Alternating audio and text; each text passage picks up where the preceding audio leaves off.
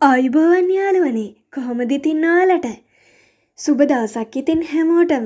විශ්ම පුවත් YouTube channel එකෙන් අද අපි කතා කරන්නේ පාර්ලිමේන්තුවේ අරගලයට හේතු වුණු උමන්දාව ග්‍රේන් හට් ව්‍යාපෘතිය පිළිබඳව. මේ පිළිබඳව වංචා දූෂණ සහ විවාද සහිත කරුණු රාශියක් මතුව තියෙනවා. කවුරුත් නොදන්නා ඇත්තක් හෙළි කරමු. අපි පළමුව බලමු පාර්ලිමේන්තුවේදී ආණ්ඩු පක්ෂ මන්ත්‍රී සුනිල් රත්නසිරි කළ ප්‍රකාශය. ඔහු පෙන්වා දුන්නේ උමන්දාව ග්‍රේන් හට් වෙළඳ ආයතනය පසුගිය රජය සමයේ පූර්ණ අනුග්‍රහයෙන් ඉදිකළ බවයි. ඒ සඳහා සිදු කළ ලන්සු කැඳවීමේදී අක්‍රමිකතාවයක් සිදු වී ඇතැයිද ඔහු පවසයි. තවද උමන්දාවේ හාමුදුරුවන් ගෙවිය යුතු මාසික කුලිය පවා අමාත්‍යංශය විසින් ගෙවා ඇති බව ඔහු පාර්ලිමේන්තුවේදී හෙළි කළා.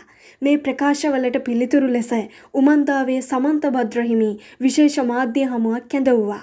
උන්වහන්සේ පැවසුවේ උමන්දාව ව්‍යාපෘතිය යටතේ සිදු කළ ග්‍රීන් හට් ආයතනය කිසිසේත්ම වංචා සහ දූෂණයට සම්බන්ධ නොවන බවයි.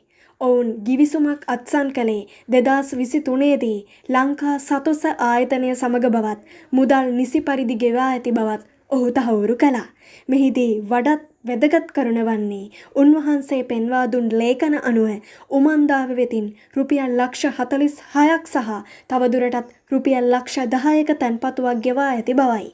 තවද විදුලි බිල්පත්ද ඔවුන් විසින්ම ගෙවා ඇති බව ඔහු තහවුරු කළා.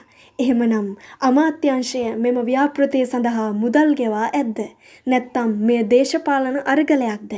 මන්ත්‍රී සුනිල් රත්නසිරි මහතා පැවසුවේ මෙම ව්‍යාපෘතියේ කොන්ත්‍රාත්තුව ලබා දීමේදී ගණන් වෙනස් කර අක්‍රමිකතාවයක් සිදු කර ඇති බවයි.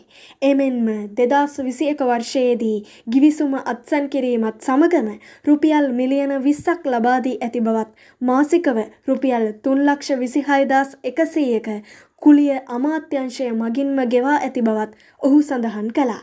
නමුත් සමන්ත භද්‍රහිමි ප්‍රකාශ කරන්නේ උමන්දාව ව්‍යාපෘතිය ඇරඹුණේ 2023දී බවයි. එහෙමනම් 2021දී සිදු කළ ගනුදෙනු සත්‍යද? මේ සියල්ලක්ම සෙවීම තවත් පර්යේෂණ සිදු කිරීම මගින් මීළඟට හෙළිවේවි. ඔබේ අදහස කුමක්ද? මේ සැබෑ වංචාවක්ද නැත්නම් දේශපාලන සටනක්ද? අපේ අදහස් පහතින් කමෙන්ට් කරන්න. වංචා සහ දූෂණ හෙළිදරව් කිරීමට අපි සැවොම එක්වෙමු. අපි හමුවෙමු ඊළඟ වීඩියෝවෙන්. ඉතින් විශ්මිත පුවත් මවන මෙවන් කලාලොවේ මෙවන් විශ්මිත සත්‍ය පුවත් දැනගන්න අප සමග එක්වෙන්න කියලා මම ඔබට ගෞරවයෙන් යුතුව ආරාධනා කරනවා. එහෙනම් ලයික් එකක් දාගෙනම යන්න. ඉතින් අලුත්ම අලුත් ගොසිප් සත්‍ය පුවත් දැන ගැනීමට අපේ විශ්ම පුවත් YouTube channel එක මතක ඇතුව subscribe කරලා තියාගන්න. ඉතින් නැවත හමු වෙනතුරු ඔයාලා හැමෝටම සුබ දවසක්.